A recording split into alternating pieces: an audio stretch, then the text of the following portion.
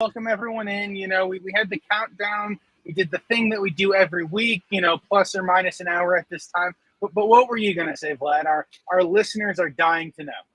Well, I was gonna say, and so Pawel, I guess to give you some context, sometimes we had like very structured introductions to the stream, and sometimes we had, like conversations that are related to, let's call it, integration, manufacturing, and I would say like in this case, like the life of a systems integrator, and I think it's very difficult to have a solid, like diet when you're traveling a lot. You obviously have, I want to say, like very accessible, not the healthiest choices of food, and so I think it certainly is something that's not that discussed in our industry. But in any case, I'll let Dave introduce the Thank you. episode. But before I do that, I want to give a little manufacturing hub behind the scenes for anyone who is unfamiliar. So just so everyone knows, and I think I've made this joke for long-time listeners, if you guys have ever been backstage with Vlad and we've ever agreed that we're not going to talk about one particular topic, Vlad is 100% going to ask someone about that topic. So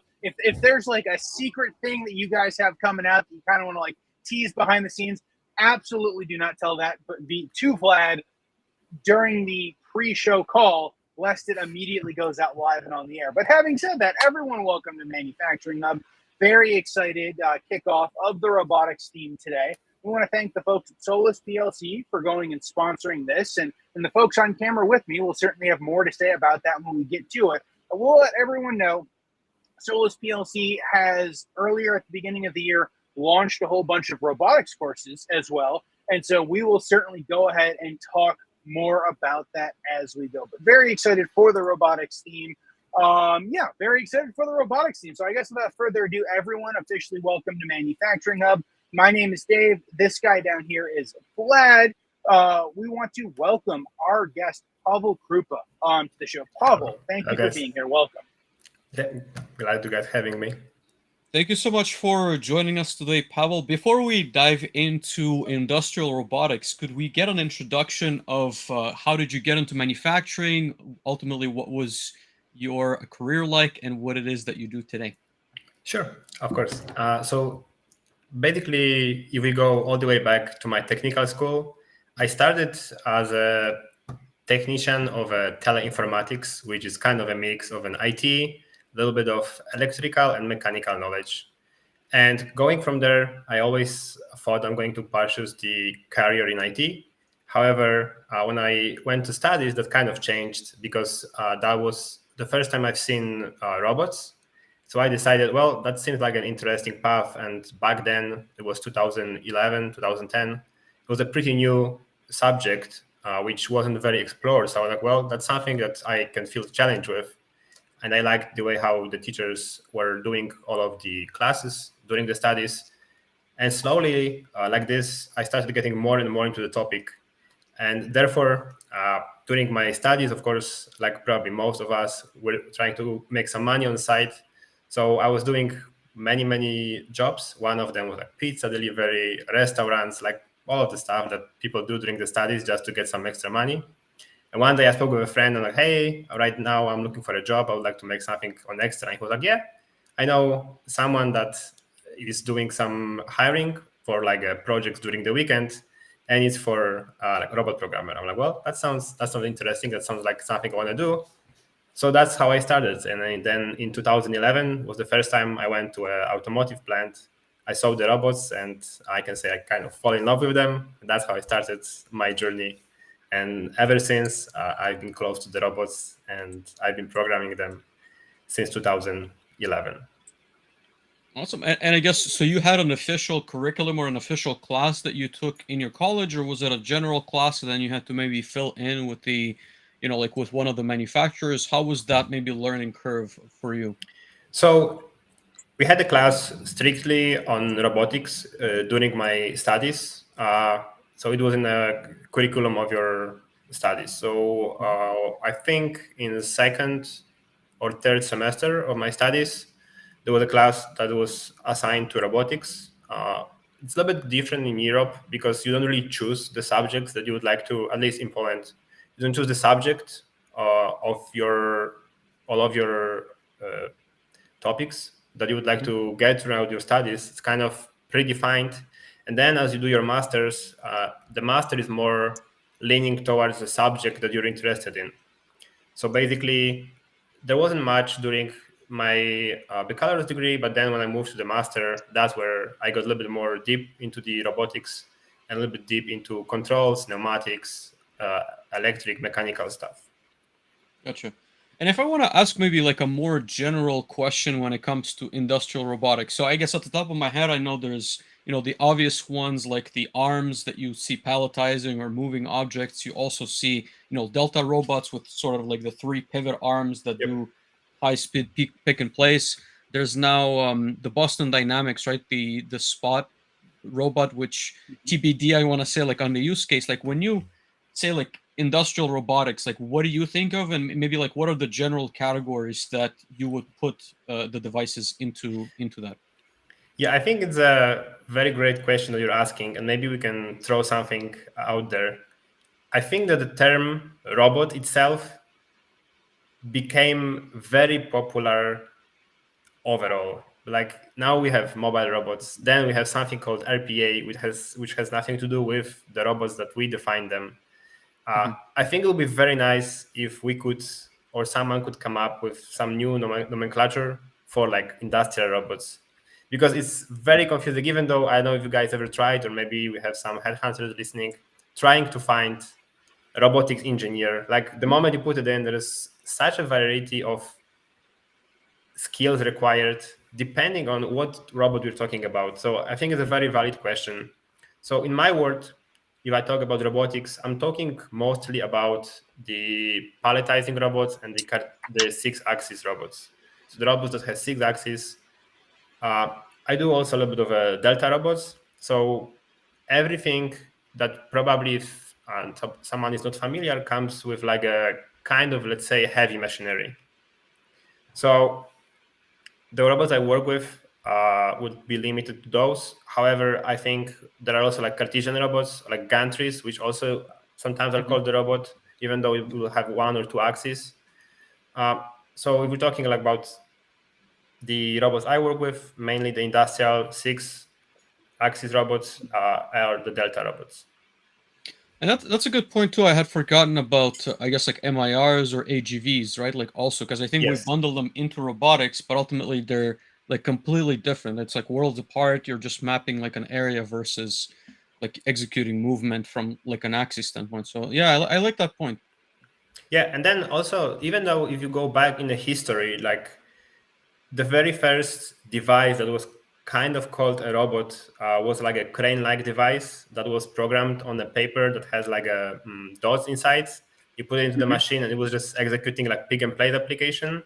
And I think we can relate to that. But then if you go even farther back in history, there was devices called autonomous. So those were like dolls that would also make some movements. That was like Leonardo da Vinci times. So I think it's a very, very interesting word. And yeah, definitely like polishing and changing that into something that's more linked to a device would be helpful for, I guess, for many people. And there's a good point in chat. I'll let Dave also jump in just a moment. But Stephen is mentioning, I think, that polishing and welding is becoming more normalized with robotics. The polishing application just helping a lot for quality of life for having to use that equipment. So I guess like we could also think of like applications, right? Because I think like an AGV certainly can move things from one place to the other, but it would be more like relocating, let's say like a full pallet or kind of like raw or finished goods, versus like an arm is certainly not going to be used in those applications, and vice versa. So that's an interesting thought. I guess I've never thought about like classifying different robotics for sure. And your comment, even with the recruiters, I think it's interesting too. Go ahead. Yep. Yeah, absolutely. I was going to say to jump in, I absolutely agree with Pawel's comment. And I spend very little time thinking about it. About once every, 3 to 6 months, and certainly every year when the robotics theme comes around, I go and I look at kind of some of the robotics themes and go look at, the top X number of lists of robotics companies. And I feel like at some point, every time I go through this process, I Google something like top robot companies. And honestly, I just get a list of companies whose names that I have like virtually no recollection of, and I don't see any of the industrial robots as I have come to learn and expect. And when I see none of the top names of those companies, I know that I've done a poor Google search, right? And so going and searching top industrial robotics companies or top industrial robotics arms companies absolutely makes it a lot easier. And to Pawel's point, when I think about robotic arms, I think about 5 or 6 axis arms, right? I think about palletizing. To Stephen's comment that Vlad had pulled up earlier, I think about polishing and welding and kind of all of those very similar looking kind of robotics arms, as opposed to the gantry, as opposed to all of the other opportunities that we see. And so I think it is one of those we're almost blessed and cursed, right? We're almost blessed by the fact that there are so many monotonous tasks that we go through time and time again as the human race, that we're able to say, hey, how can I go build a robot to go do this? How can I go build a robot to make sure that I don't run out of whatever it is that I have on stock? And then from that point, it becomes a lot easier. And I think from an industry point of view, it's hey, if I'm talking about a robot, we're all talking about the same type of robots, despite the fact that the rest of the world may think of robots in completely different ways than our conversation. But Pawel, I would like to go dig a little bit deeper into some of the applications. So I know you said you've done a lot of work on the automotive side. You've done a lot of work in there. Can you talk about kind of some normal applications that you see, maybe some of the normal robotic arms, the brands, and maybe some of the differences that you're experiencing? Yeah, of course. So my main background is a body in white. So that's where most of my work career has been in. That's what I've been working on. Besides that, I did a little bit of general assembly, as well as engine and transmission, a few projects in food and beverage. I think it all comes to nowadays more and more industries would like to put more robots in and automate more processes. But for now, body in white probably would be kind of a leading in quantity of the robots. And it has a lot of applications. So starting from such a simple application like material handling, which not necessarily might be very simple, going through spot welding in body in white, probably the second most common. Then we have gluing applications. Then we have roller hemming. We might have laser brazing, MIG-MAG welding. You can have rivets. You can have projection welding, which is just like a single electrode welding. You might have also a roller hemming application. And then if you go a little bit more into, for example, general assembly, you will have a lot of bolting applications or a lot of stud in body in white. So there's really then, like our guest mentioned, we have polishing. The robots are capable of handling a lot of various applications, and what we should always consider is like which robot brand would be the best for an application. Because what we're going to talk about in a second, as Dave mentioned, is I would like to emphasize that if a company would like to purchase a new robot, the application should be the first thing that will define which robot we should purchase. Because even though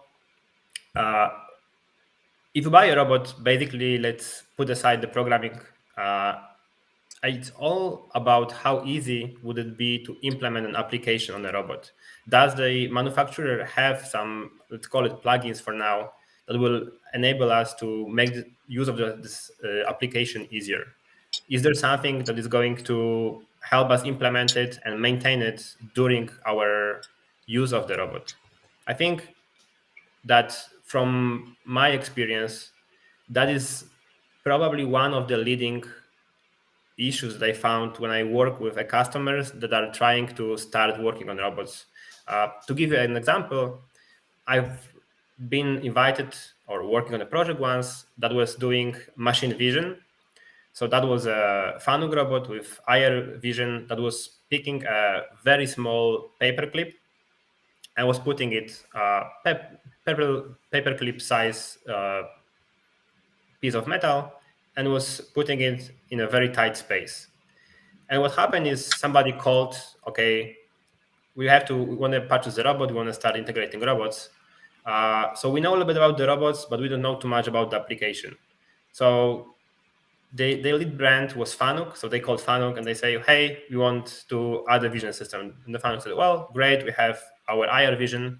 You can buy the robot, it comes with everything pre-installed, you just connect the camera, connect the lights, and everything works straight away. You go through a very easy setup, everything is ready for you, which is great for someone that's new, because there is not much of a setup. It's kind of like a plug and play. Of course, you have to teach the machine vision, which is another topic, but from, let's say, integrator perspective or someone that's just new into the robotic is great because everything is ready for you. One thing they didn't ask or they didn't specify as a customer purchasing the robot is what is the size of the clip and where the camera will be located. Because somebody that's not familiar with the application, they won't know about it. So what happened is they ordered a camera and the lens that has very low resolution, and the camera was very far away. So basically what happened, the moment I snapped the picture and you would look at the picture, the size of the paper clip was like 3 or 4 pixels, which means basically like for a human eye, that will be like, if we talk in meters, maybe like 50 meters away.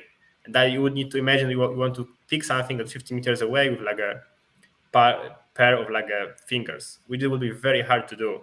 And then the application became the nightmare because it was not clearly defined like what the robot should do and what is the application on the robot. So basically, long story short, we ended up changing just the lens to give it a little bit more zoom.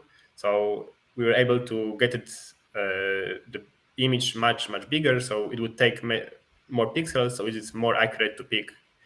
And then what happens basically with others, I will speak with some of the customers that I have consultation with, and they'll ask me, well, which brand do you prefer? And I always say the same. The application will define the brand, because if you want to do something that's super custom, like you want to write your own functions, you want to create something that's very complex, I would suggest that you go with a different brand, because even though the user interface and operating and integrating this brand is much faster and easier for you as a newcomer, if you choose this and you spend a little bit more time learning about the robot, you'll be much more happy with the outcome that the robot will give you. So I know that in our team, you mentioned, Dave, that we were going to speak mostly about Kuka and Fanuc. I would like to add also a little bit of an ABB into it, even though I have least of the experience with the ABB. However, I think it's enough to give like pros and cons and what I think should be the best. So if we go through, go ahead, Dave. No, I was going to say, Pawel, if you are willing to go on record and talk a little bit about the similarities and differences, we are more than happy to talk about the Fanuc and the Kuka and the ABB. We've got a bunch of folks in chat. I will say that if you guys have particular experiences about that, please feel free to go ahead and ask. We'll also say we're getting a couple of like very particular technical questions on robotic arms. I am not sure we'll be able to get to those, but we'll certainly do our best to answer them after the show. But no, Pawel, if you'd like to go share kind of the similarities and differences, that I think that would be fantastic. Yes, of course. Like there isn't good or bad. Like you cannot say that one brand is better than the other. Again, it will depend on what you would like to accomplish and what your final goal is.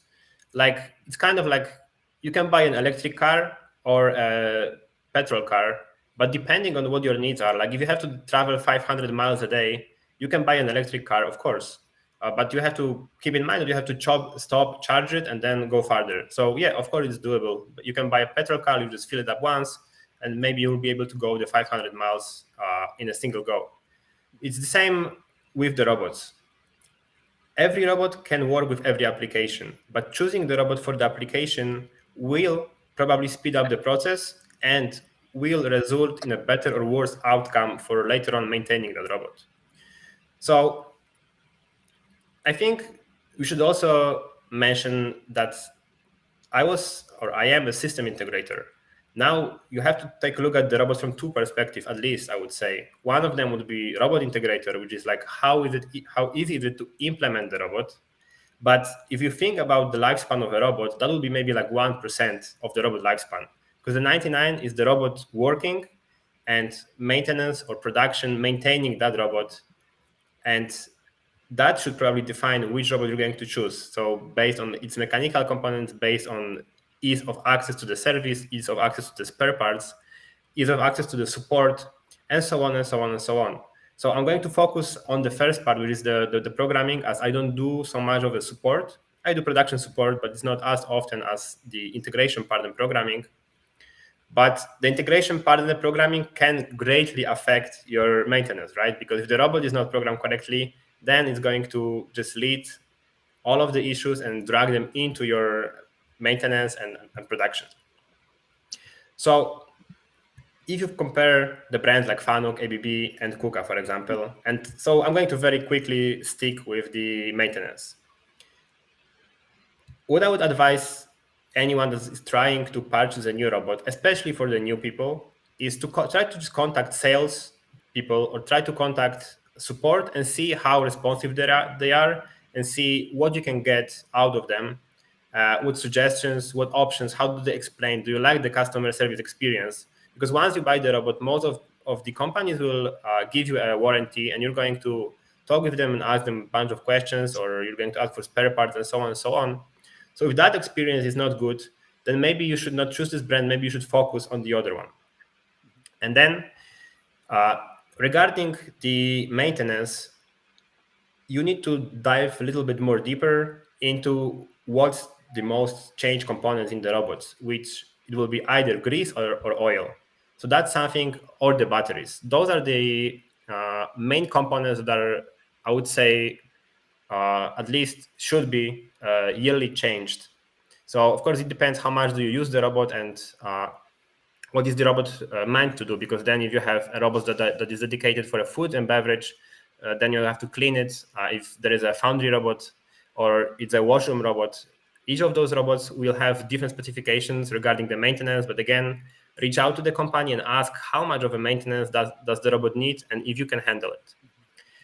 So now if you go a little bit into the maintenance, for example, let's compare Fanuc and Kuka. Fanuc is using grease as its lubricant for all of the gearboxes. Kuka is using oil. So now, from pure maintenance perspective, it's a little bit easier and faster to replace the oil than the grease.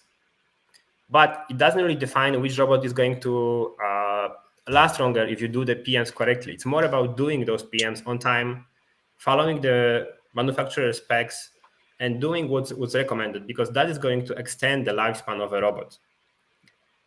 So that's what I would like to mention regarding this. And then also take a look at the accessibility. Like if you open the robot cabinet, see what part breaks most often, see how easy is it to replace, see like where the fuses are, see if you can get those fuses easily, see other parts, see how you can, are they easy to change, are they not easy to change.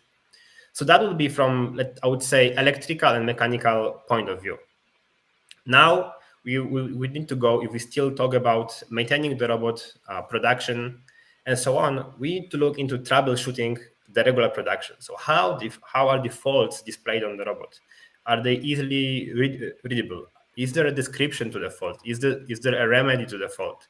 And nowadays, most of the robot, whenever there's a fault, you'll just click on the fault and you can see the remedy for the fault. You can see what the fault is caused by, and you will have a fault code that you can Google, or you can ask the support.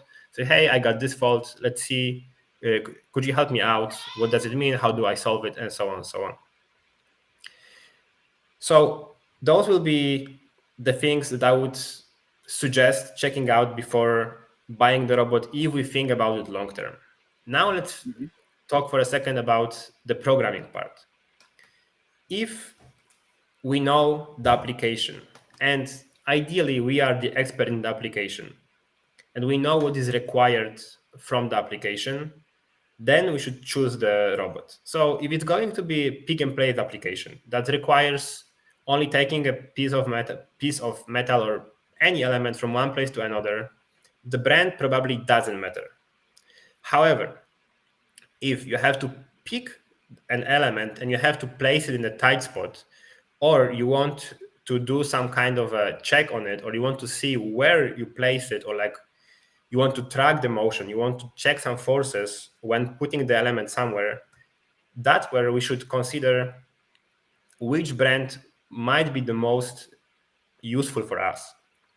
Because we might want to write a lot of custom code. And this is another thing I would like to mention, which I've seen before. Robots should not be used to handle external applications. I'm sorry. What I mean is, I've seen a lot of cameras on the robots and a lot of vision systems. And sometimes people try to perform some mathematical calculations on the robot side instead of the camera. I do not advise, because the main goal of the robot is just to take it from place A to place B via some points. And if we can limit the amount of the logic that's being executed on the robot, it's going to speed up your process. It's going to make code a little bit easier to read. So if there is possibility of handling some logic outside of the robot, just do it. I would not say it's like a always thing that I would recommend, but if it's possible, just go for it, because it will speed up the robot process itself. So now if we talk about the availability of, I would say, source code, let's call it. If we compare the Fanuc, ABB, and Kuka. Fanuc user interface. So user interface is something that everybody is going to take personally, right? I might like something, but you might not. So I'm telling from my experience and probably a little bit of a maintenance experience. If you take a Fanuc user interface, probably if we go Fanuc, ABB, Kuka, it's the most simple user interface that you will find in the robots, because everything that you can do on the robot, you will do using the robot teach pendant, which means you don't need any additional software to program your robot. Of course you can, but you don't need it. Everything can be done on a pendant. So for some of you, that might be a pros. For some of you, that might be a con. If we take a Kuka, then you can do a lot on the pendant, but you need additional software to configure the robot, and probably you want to use it to write a code, because whereas in Fanuc we have all of the options, all of the logical operators, all of the variables predefined and available on the robot, in Kuka we don't. So sometimes in Kuka you have to type in, you have a keyboard on the pendant, you have to type in your logical function. There is no, let's say, a pre-ready function that you can click, it will populate it, and you can just fill in the gaps. Fanuc has it, Kuka doesn't. And it's similar for the ABB, where you have to write the code. However, ABB has a robot studio that allows you to connect the robot and change the code on your laptop and set it directly to the robot, which for someone that's familiar with like a C language and likes the option of using your PC to write the code, that probably will be a perfect solution. Kuka allows you to do kind of something similar, so you can edit your code and you send it to the robot, but it's not as, I would say, maybe not popular, but not as easy as you would have it in the ABB. So now you're coming into like, okay, what do I like? What do I think would be the easiest for me to learn? That would be the first thing. So the user interface. And then what is the easiest for the maintenance? Because, okay, you as a programmer are going to write the source code. The robot is going to execute it, but you're not the one that's going to be maintaining the robot every day. So I think that's something to take into the consideration. So I cannot say, okay, I like this the most because that's how I can program the robot the fastest. It's also like, okay, who is the end user? Is the end user going to like it? Is the end user going to do and maintain the robot and troubleshoot it quickly if I choose this or that or this option? Now, if we go to the code itself, each of the robots uses a different language. So Fanuc uses Karel, Kuka uses KRL, and then ABB uses Rapid. For the user, when we have a Fanuc, everything is kind of, I would say, it's kind of like a Windows for a robot. So everything is ready for you.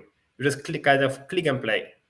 So it's very fast to integrate because you don't have to spend a bunch of time trying to think if that function exists, okay, what do I have available? You just click and everything is there. You just click it, integrate it, fill in the gaps, and the robot is ready to go. But the limitation is because you have everything predefined, you cannot create your own custom functions. Now, before somebody in the chat says, well, you can, yes, you can. There is also an option of writing the code in a kernel language that allows you to create your own functions, that allows you to define your own variables, and so on, and so on, and so on. But it requires a little bit more deeper knowledge regarding the robot. So for day-to-day applications and maintenance, you would not change the kernel code. You would only work on what's already on the pendant. And most of the robots that you will get, probably you just want to have the solution out of the box. Now, if you go to Kuka, Kuka is more open source. So I would say it's more like a Linux, if you compare like Windows to a Linux, where you can change pretty much anything that you like. You can create your own functions. It allows you to do much more by default and see much more by default than Fanuc will let you. So you can create the function in both of those robots. But in Fanuc, because it's going to be coded, you cannot see it on the robot. So the file that you will create for the custom functions will be kind of, let's say, locked, and you won't be able to see that on the robot, which might be good for some of the integrators because they would like to protect their source code from being used. So there is an option. In Kuka, everything is open source. You can also log your code that nobody will access it, but pretty much everything that's on the Kuka can be modified and can be adjusted to your likings, which can be good or bad. Because if you're unsure about what some of the functions are doing, or you're going to change something that is predefined in the robot, which you can, it might turn out that your robot won't boot up after you make a change. So you need to be very aware of the code. And then if we talk about the code, again, in Kuka, the code is hidden in under something that's called faults. So when you look at the robot code, you will see just a few lines, so it's easy to read. But in order to see what is really hidden inside each of the function blocks or each of the faults, you have to like open it and see deeply inside what's happening. So sometimes there might be some instructions hidden inside the faults that you might not see straight away, which might be advantage or disadvantage. Again, like if we talk about maintenance, we need to think about what they will be used to, right? Like they can learn everything. As long as they are aware that that's there, that's not an issue. But from a developer perspective, probably it's easier to troubleshoot the code once you put it on the robot and you can change it on the fly. Instead, like for example, in the Fanuc, you would need to, in order to debug, you have to change your source code and reload it to the robot. And then if we go to the ABB, I would say it's pretty much similar, the programming to Kuka, because it's also very open source. You can edit pretty much everything. You can define your own functions easily, and everything is accessible to you via your laptop. So like you can imagine having a Visual Studio to program your robots. So I think it becomes very handy. Now, which one is the best? Again, it depends on the person's preferences, right? One of you might prefer, okay, I want to do the Visual Studio stuff. But the other says, okay, we don't have so much time. Like we work in a foundry when it's very dirty. We want to carry out our laptops. I want to grab the pendant, so the device that you use to control the robot, just push a few buttons. I want to have everything handy and available. So they would say, okay, I want Kuka. I'm sorry, I want Fanuc. So then we have to talk about the pendants. Again, it's going to be to everyone's liking.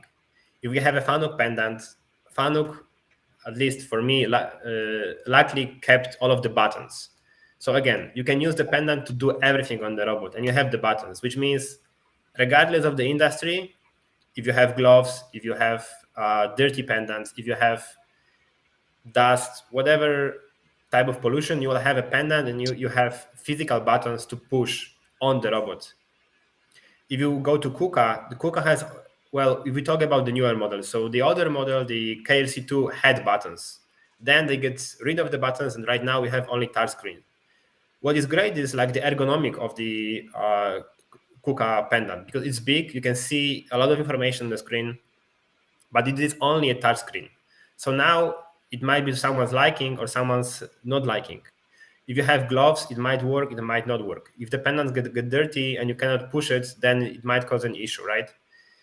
And then if we have ABB, ABB pendants are pretty small, and they are also only touch screens.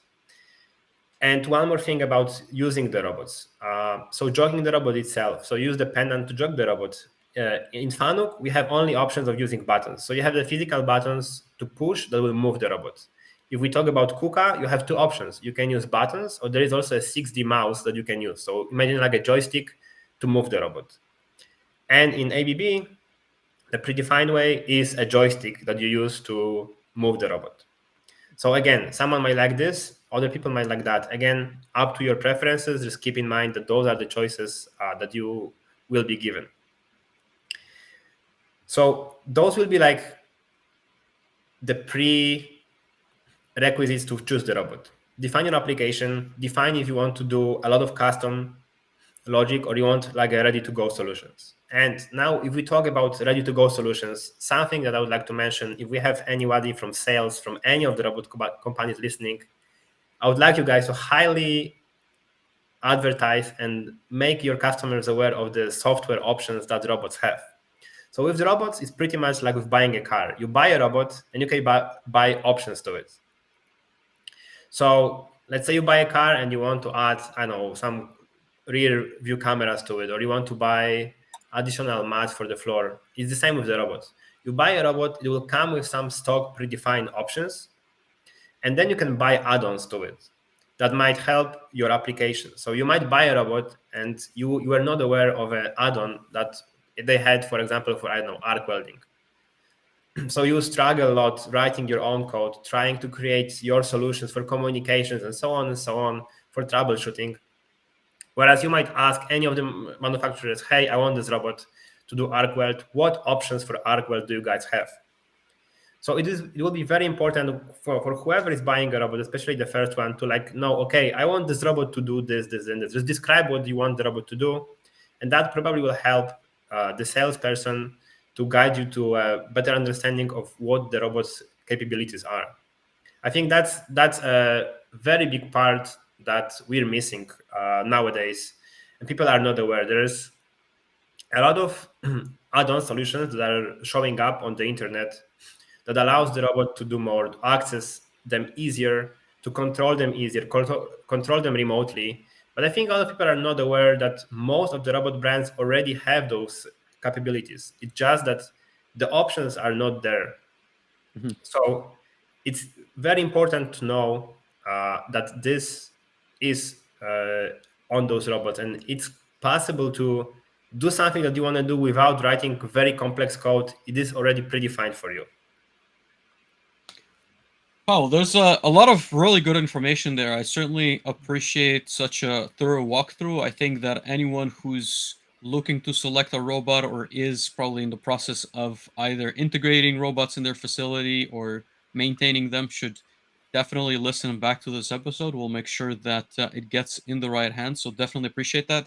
As a follow-up, I want to maybe take on the point of there's been a lot of robotic purchases in the year of 2022. I'm curious what kind of trends are you seeing in the industry in 2023, and also maybe like what kind of challenges is it? Like lack of parts? Is it lack of personnel that can program those robots? Are we like upskilling people enough? Is it maybe like something else? Maybe it's third-party applications. Like what kind of challenges do you see in the industry as a whole that would either get us to the next, like to an even higher sales record this year, or maybe to a lower one and we'll miss the target?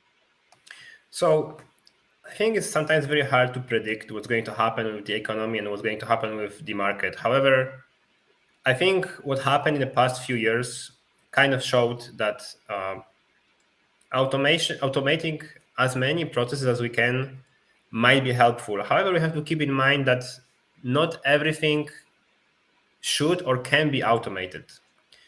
There are processes that can be automated, but the question we need to answer is it worth it? So to give you an example, like I had a customer once that is doing an application for deal sorting. So they have a facility where they process deal. So it comes in as part of like the oregano. They have oregano, dill, like many of the spices, and they do sorting of like leaves. and they wanted to do it with the robots. They want to say, okay, we want to automate it. And I'm like, okay, so like, how much does it cost you to do it by hand? So they give me a number, and it's like, okay, so you have to be aware how much does the automation cost. Like, it's a long-term investment. So if you're doing it, you have to be aware of, like, you're going to spend a lot of money right now, and you're going to save a lot of money later. I think the biggest issue for now is lead times. So people are very urged to automate, but there is not too many parts available. Even if we talk about robots, even if we talk about like electrical components, SIO blocks, MIO blocks, all of those are just not available on the market. So if you want to purchase high quantities, you have to wait a long time. So maybe in some cases people will say, okay, too much of a wait. We don't want to wait. We want something that's ready to go. I think overall the sales will keep going up and the numbers will be going up because as consumers we want more, faster, and better. So like going with automation is the way of going faster and better usually, because we're able to do the same process usually with better quality and faster. Because the robots, for example, if we talk about them, they are made to do the same process I'm sorry, many times, and they will repeat it with the same quality every time. So that will go up. If we talk about skill sets, and people to program the robots, I've seen personally there is a big difference if we talk about the robot industry and like robot programmers between Europe and USA, for example. So I spent half of my working career in Europe, then another half around the world, majority of it in the USA. And what I've seen is, whereas a few years ago in Europe, there was a very clear difference between the robot programmers and the PLC programmers, I do not see that in the US. So I see that people are aware that there is robot programming and PLC programming, but in here it's mostly called controls. And controls is a person that does it all. So it does the PLC side, it does the robot side. And I'm a little bit worried that we're heading the way the IT is heading, where you have a software engineer that has to know 24 different languages, but programming in each of those takes the same amount of time. So yeah, you have one person that can do a lot, but the time factor stays the same. So okay, it's great to have that option. It's great to know both. It's great to know PLCs and the robots. But we have to be aware that the time factor will stay the same. Yes, knowing the fact that somebody knows robots and PLC doesn't mean something will be done faster. It just means it will be done cheaper because one person can do it, but the time is going to stay the same. Maybe even the time is going to be longer because once you become, let's call it expert in your field, then the time you need to execute something is becoming shorter. Now, if you have two fields to master, mastering both of them takes more time, and then it will take more time to program. If you're like a company that is buying the first robot, yeah, of course, you're not going to hire a robot programmer just for one robot. You're going to teach your employees how to operate that robot. But if we talk about somebody that already has a few robots in their factory, it very depends. So I've been to many projects. I've been to some factories that have hundreds of robots and they have one robot engineer because there is no more needed. Because the application is programmed so well that the robot is able to handle everything that happens inside the station, or like, let's say 99% of the cases. And there is only 1% when somebody has to go to the robot and actually touch it. So it again goes back to the application phase and choosing the robot brand and what you want to do with it. Because if we talk about pick and place application, let's focus on those. Most of the robots can be programmed to return to home. Home is like a starting position of the robot and can restart the cycle, theoretically, whatever happens. Of course, if you hit something, yeah, somebody has to go in, fix the obstruction, move the robot out. But in many cases, let's say the robot will fail to pick And now it will be the role of the programmer to program in the way, okay, robot failed to pick, let's pop up something on the screen to the user, like, what do you want to do? You want to try to repick this item, you want to reject this item and move the robot back to home, or so on and so on. I worked on many projects where this was the main focus of the customer. They say, we want a solution that we don't want to touch. So you want to implement it, you want to troubleshoot it, you want to test it, and you want to leave it to us. We don't have any robot guys, so we're going to call you guys in case something happens. And those applications are definitely doable. Is it recommended not to have anybody on site that knows robots? Probably not. It will be good to have at least basic knowledge, but that's where like online trainings would be enough to handle your robots on site. But it will all go back to the phase of the implementation and understanding what the robot is capable of. And depending on the brand that you choose, it will be easier or harder to implement those, let's call it, recovery solutions. So if you buy the robots again and you ask for the software options, you want to make sure that you can have remote access to the robot. All of the robots have this right now. So, like, for example, there's a lot of customers that will contact me and they say, well, we have the issue with that robot. We want to change that code. I'm like, okay, so let's go in. I can remotely log in onto the robot, see what's happening, and advise, okay, do this or do that. Or even like implementation, like I'll send them a program and they said, okay, we like it, but we don't like this. I'm like, okay, let's run through the code. Let's see it. And like they do it on the screen. I see it from home what they do. And I have to be on site. They didn't have to spend money on travel expenses. So the service becomes faster, more accessible to the customer, and also at a lower cost.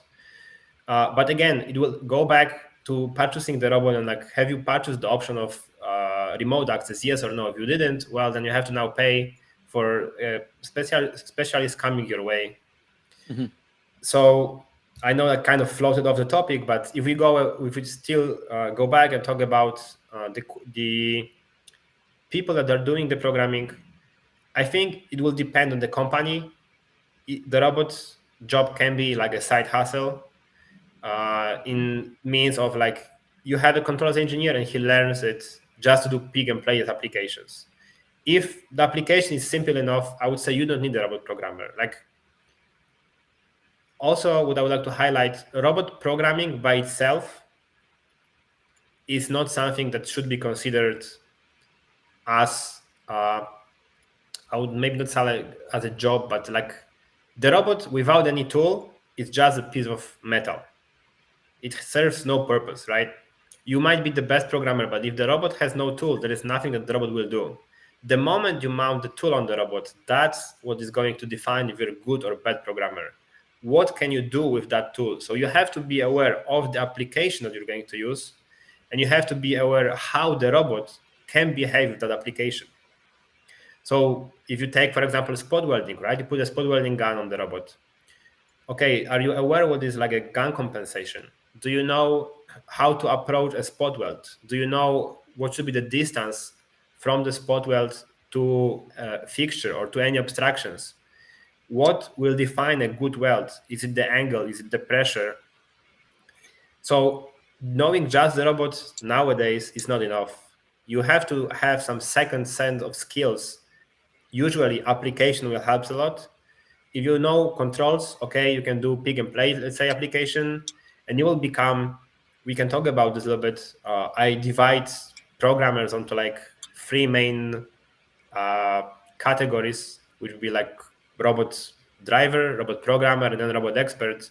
And depending in which category you will fit in, that was going to define whether or not you can do just robot programming as your job, or should it be only add-on to your set of skills.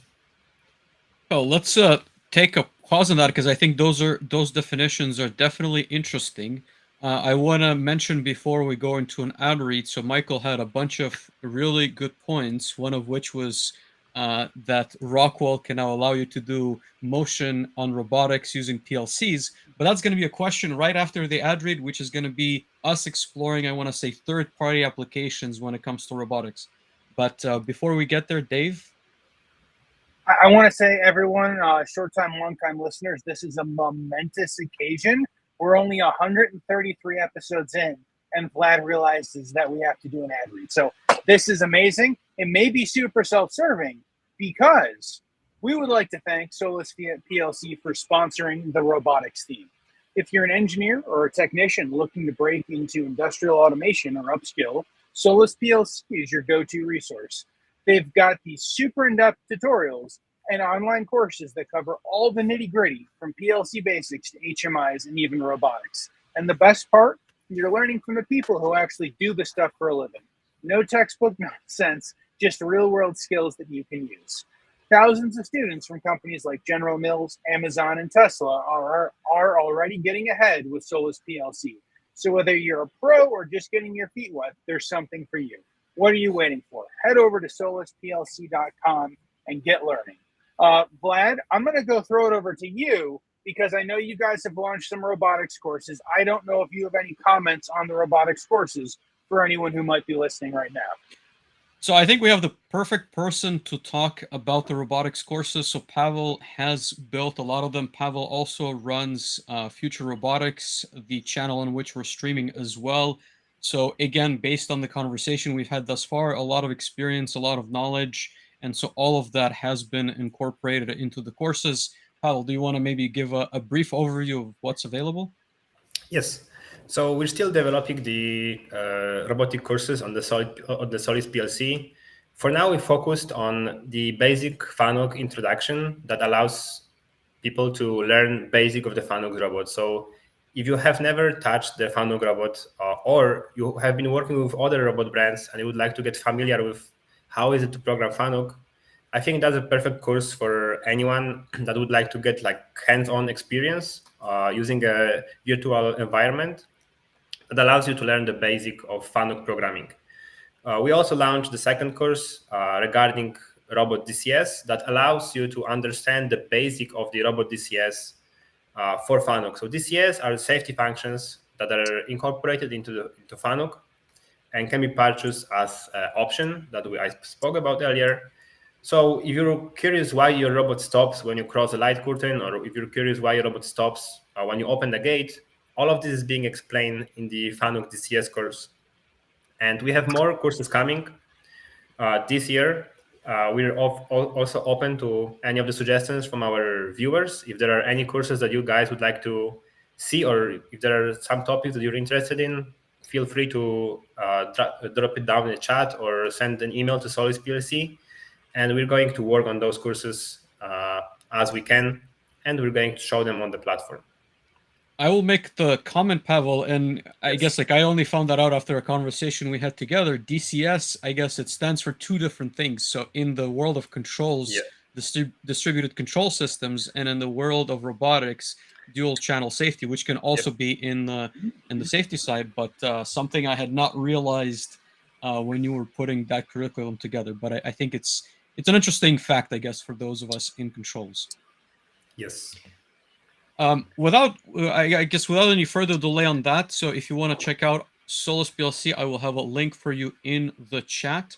That being said, if we want to go back to robotics, Pawel, so the question, I guess the comment that Michael had made and that I briefly alluded to was that Rockwell can now do coordinated motion for robotics inside of the PLC. And I think that, like if I can expand on that a little bit, I think we see a lot of different third-party tools that either allow you to simulate or allow you to, I guess, create a program that you can then put on the robot without the native, like robotic application. So I wanted to maybe like get your thoughts on, like, is that where the industry's head? Are PLC programmers now going to write code in the PLCs to control the robots? Do you think these like third-party tools are useful, make it simpler maybe to program? Like, do you see some clear advantages on the market today?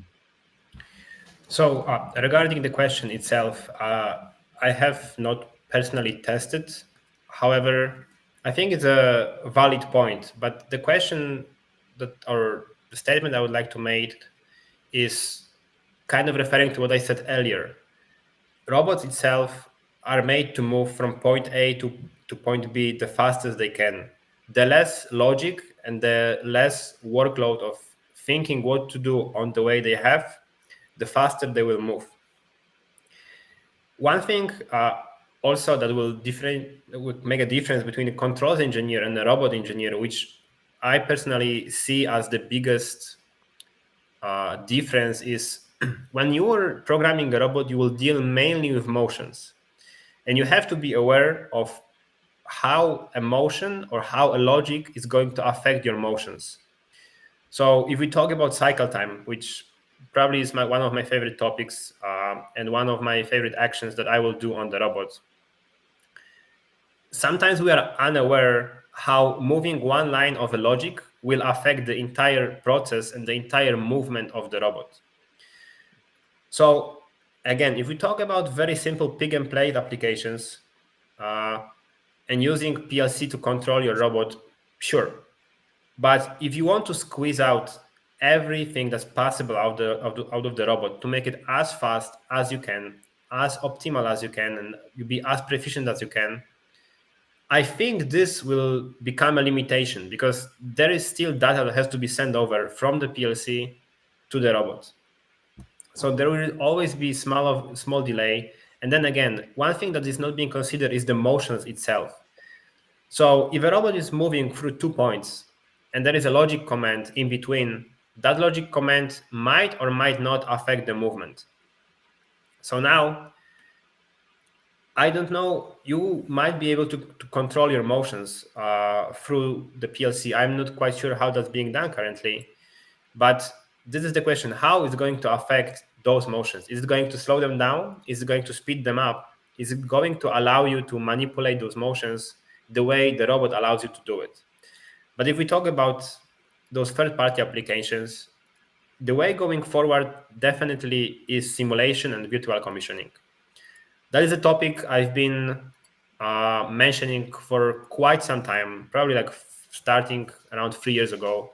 I said in the next 5 years, most likely, the job of an on-site robot programmer, as we understand it now, so a person that comes, commissions the robots, will be very limited. Everything will be done in a virtual environment. Everything will be pre-programmed. You will only come on site and implement the solution that you've integrated in a virtual environment. This is the way and the path forward for making that process even cheaper and faster. Is it possible right now to implement everything or test everything virtually? Not yet, but definitely we're on the path of doing that. Just to give you a quick example, I worked with a customer very recently that asked me to remotely support them. So just with the ability of being able to remote in to the robot, I sent the programs, I installed the programs, and I've done pretty much everything except for cycling power the robot, which is required for the someone that has the robot to do. You cannot cycle power remotely. Technically you can, but let's say you cannot, just for the simplicity. And the second thing you can but really cannot do remotely is to touch up the points. So you need somebody that will go there. Even though I send the program, the robot will execute the motion. Maybe there is a slight adjustment that has to be done. So I've done everything remotely. Yeah? I've done everything using an offline program. I program it, logic, settings, everything. I created a file that I gave it to the customer. I said, okay, that's the file we're going to use. Let me remote in. You just put the USB with the files. You can even send those files remotely to the robot. That's also possible. But I said, I gave you the files, so you have them for future reference. So just put them in, hit enter, everything will be loaded. You just have to touch up a few points, and that's all. So the solution that he wanted to use, but we didn't succeed, was using like virtual goggles. So he wanted to put the goggles on so I can see his hands and I can see him manipulating. And I think that's the way we should be going. So if there is a service, you have already the remote connection available on the robot. Somebody just puts in the goggles and you see what the person sees and you just navigate him through the process. And now, because some of the remote connections allow you to click the buttons on the pendant or like navigate through the robot, that means you're limiting the needing of the knowledge for someone that's in front of the robot to only like push the buttons if needed to jog the robot. Everything else can be done remotely. So you're going to troubleshoot the robot, change some settings, and say, okay, it's good to go. Just push this and this button, and then push start. I think that's the way that industry is heading. Pawel, if I may throw a question at you Yes. on that, what kind of tools, I guess, are you using? Are you using native, like Fanuc, Kuka, ABB tools, or are you using any? So, again, I'm not extremely familiar with the space, but I know Robotics has a solution. I think like Siemens has some kind of a simulation solution. And if I'm not mistaken, Vention, on top of just providing the cells, also has like a simulation tool. Like, do you use any of those, or are you using the native tools? So I use the native tools. I work with the customers mostly with Fanuc. Mostly using RoboGuide, as that's the tool for Fanuc. But for the remote connection, none of this is needed. So the tools that you mentioned are needed to create the programs, yes. But to do the remote connections, you don't need anything. All of the robots has, let's call it stock availability. You have the option to just remote into the robot and do whatever you like without any additional software installed on the PC. Maybe let me rephrase that. You might need to install again some Excel file that will allow you to handle some of the plugins that the robot is using, but you don't need any extra knowledge. If you know the robot, that's all you have to know. Gotcha. The software that you mentioned, they allow you to do very different things. So like process simulate. So there are tools like process simulate, there is Delmia, there is RobCat. There is quite a few softwares that are used for simulating not only the robots, but entire lines. So if we talk about simulating entire line, including PLCs, you can use software like, for example, Siemens Process Simulate, where you can simulate pretty much everything from the movement of people inside the station through conveyors, or clamps, part presence sensors. The entire process, together with virtual commissioning, can be done on those platforms. So nowadays, for example, if we do a buy-off of the line, everything will happen first in a virtual environment. So the customer might create everything in the simulation. They'll send you, okay, this is how the simulation will look like. That's how your robots will move. Then let's say you say, okay, I like it. Let's go to the next phase. The next phase, the customer will call to you and say, okay, everything is done according to your spec. Let's review the virtual commissioning. And what you would do is you can click anything. You can simulate anything, a part present fault. You can simulate a clamp faulting to close. You can simulate opening a clamp during the process and see how your station is going to behave. And you can predict a lot of scenarios before you put the line in. That's why I'm saying the on-site programming will be going like more and more as something that will be done within like a month or within a few weeks. So definitely virtual commissioning and simulation are the path forward. If you ask about the other softwares like Robotics, there is also Rhino. Those softwares, there's also Grasshopper for Kuka. So those are the software that allow you to program the robot in an easier way. So more like block structure. Some of them will allow you to simulate, but just the robot process without additional elements. It's all up to what are your requirements. What do you want to do? Do you want to simulate the entire line, production line, or do you just want to simulate the process? You want to do, let's say, polishing. So you don't need like a very expensive software. You just need a software that's for the robot, and perhaps that's all that you need. So yeah, there is a lot of solutions. Each of them will address the different issues. So again, it will depend on what would you like to get out of that software. But definitely nowadays, I don't see a process in nowadays, and like in the rush that we are in, I don't think it's affordable not to do the simulation. I think it will cost too much money to send somebody on site to do everything on there. Everything should be prepared, unless of course you have plenty of time and you're buying a robot and you are new to it. Yeah, probably you want to do that learning curve to get familiar with everything. But nowadays, if you were contacted by a company, by an integrator, if they then offer simulation, that means that service probably will be a little bit more expensive than just sending like on-site programmers. So Yeah, simulating, for sure, the way to go. Dave, what are your thoughts? I think it's interesting. As all long-time listeners and now all short-time listeners know, they'll know that I'm very excited about simulation, right?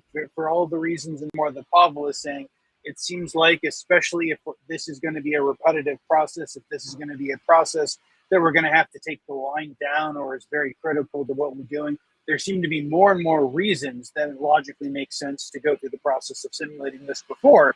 And I am excited as to when we outside of the very repetitive processes come into that simulation. So I'm excited to get more hands-on use with it with a bunch of the different clients that I look like. Pawel, I'm going to go move us towards kind of all of the last questions that we had to everyone. But I know that one of the topics we wanted to talk about was to talk about careers and skills and people, if people are interested in either learning how to program robots or learning to upskill what they can do within robotics outside of the SolusPLC.com robotics course. What, in your opinion, are some of the best ways they can do that? So I definitely think a good starter, there is plenty of videos available on my channel or on YouTube that will give you an introduction to what the robot is and how to program it. I think it's a very good supplement to before going onto the robot, or if you have the robot on site, that can speed up the entire process of using the robot. So if somebody has no knowledge, start outside, like you said, outside of the Solus PLC, just go to YouTube, watch some tutorials, and learn some of the basics. One thing to mention regarding the tutorials itself is like some are good, some are a little bit worse. Like it's for the user to decide whether they like it or not. But at least you're skipping kind of reading the manual. Like what I would do before there was anything on YouTube, there was anything available, the best books that are available for the robot programming are the manuals from the manufacturers. The best thing about them is like they will have like 600 pages. So you have to know what to read, what you're interested in. But that is actually the best way of learning. It's a just very long process. So if somebody offers this like on the online courses or on the videos, that will save you time from reading the manuals. I will still highly advise to read the manual. Those are the best books that you can get for robot programming. But if you want to just have a quick start with the robotics, just go on YouTube, watch some of the videos. They will give you an idea how to program the robot. Then we have the education at colleges, universities. You can do that. They will also teach you some of the basics. After that, you can get hired as an intern or you can get hired by a company, and then you'll get the hands-on experience, and that's where the real learning happens. Because once you get onto the robot, once you push some of the buttons, first, I also strongly suggest to use all of the simulation software available. You have for Fanuc, you have Fanuc RoboGuide. For Kuka, you have Kuka Sim, and that you can use that will show the robot, and you can simulate its environment. So you will get ready. And for ABB, you have the Robot Studio. They will represent the actual robot. You will see the pendant. So you will see everything like in real life. You'll push the same buttons. Even for ABB, you will move the robot with the joystick just on your laptop. So get ready before you get the robot. Listen to a little bit of the YouTube, read a little bit of manuals, and that will kickstart your career in that field. The thing I just want to mention one more time, while you do this, it's very good to learn a little bit about an application that the robot can do. If it's going to be just material handling, then there is not much to learn. In theoretically, yes, you should know like what does it mean to over constrain a part when you grab it, because then it can cause an issues with pick and plate applications. Like if you over constrain and you're trying to drop something onto a datum pin, it might cause an issue of like the part jamming against the pin. But that's like where we go into details. But if you want to do pick and place, probably learn a little bit of a PLC, and that should be enough for you to start a career in robotics or per se controls field. No, awesome. I think that those are all very good places to start. Now I want to come to one of my most favorite questions as to come and ask you to predict the future. And we do see that the name of the channel is Future Robotics, and you are wearing the Future.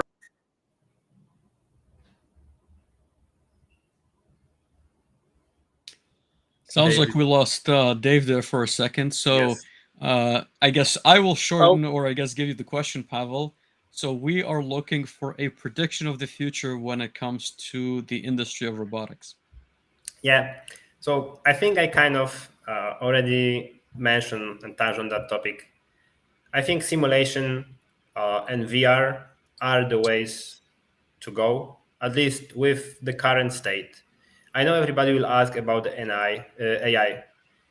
I think there are fields to explore, but I would say that as of right now, AI should be used for the applications of the robots, not for the robots itself.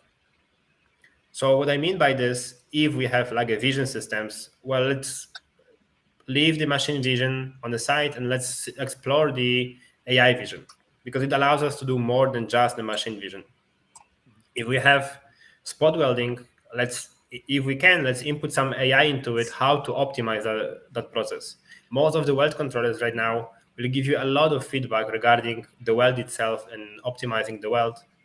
But if we put a little bit of an AI into it, then we're taking out the human out of it, and we allow AI to learn it and then optimize it.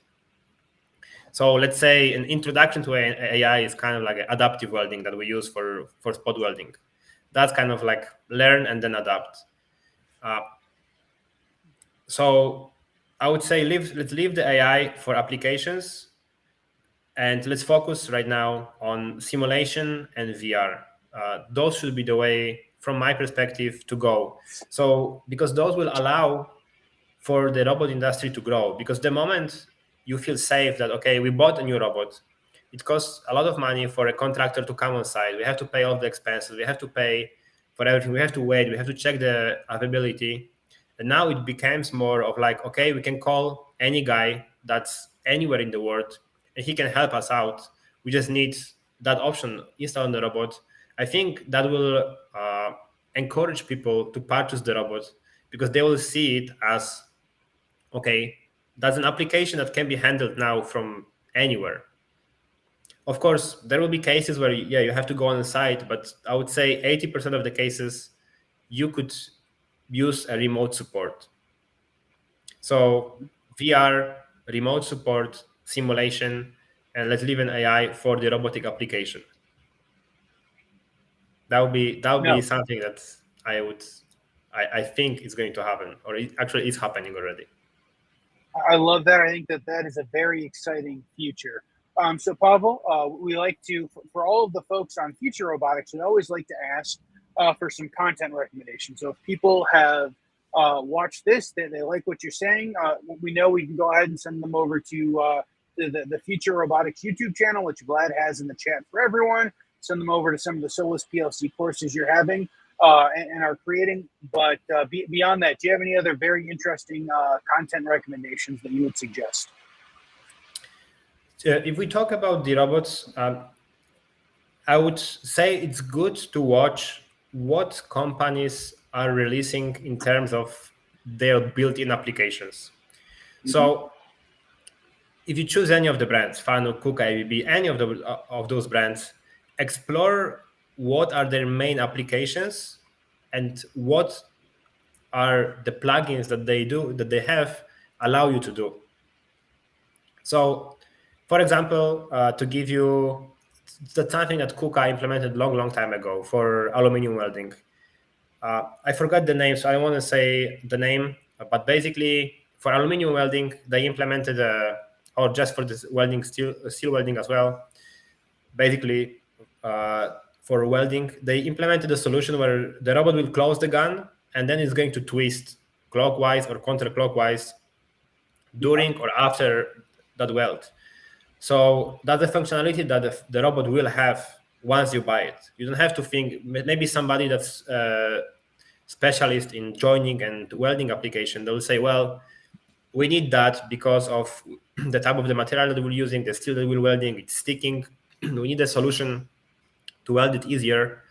So explore that on the robot website, because they might have something that you want to implement and you don't need any special instruction, any special logic or anything extra. You can buy a ready solution, so why not try it? So if you go to any of the websites, Fanuc, Kuka, ABB, see what they work with, what are their applications, and what add-ons they give to you. No, that's fantastic. Thank you. And last question for you, Pawel, is who should reach out? Who do you want to connect with? Who are you looking to talk to about technology things? Are you looking for new customers? Kind of the open platform for everyone, for all of our listeners. How can they help you? Sure. If anybody is interested in integrating new robots, feel free to contact. I'm happy to help. Even with simple questions like, we want a new robot, but we have no idea what to choose. It's asking or researching before you buy it. I think it's worth every penny, because it might save you thousands of dollars later on in the future if you choose the robot that's good for your application. Then anybody that would like to develop a new software for robots, or is interested in developing or working on any of the platforms, Fanuc, Kuka, ABB, also feel free to contact me. And if anybody has any feedback regarding the robot itself and would like to just chat about it, also I'm open to discussion and questions. Awesome. No, thank you, Pawel, and thank you everyone for hanging out with us. This has been Manufacturing Hub episode 131. We are talking about robotics all month long.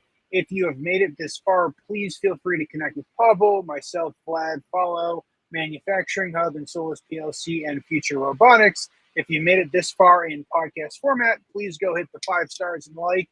And everyone, please feel free to go ahead and make sure to like and share this. As I tell people every week, Pawel, I ask people go do it, and then our numbers continue to climb. And so I'm going to continue to do it until it stops. But until next week, we'll see everyone soon. Thank you. Thank you, guys. Everyone. Thank you, Pawel. Thanks. Bye.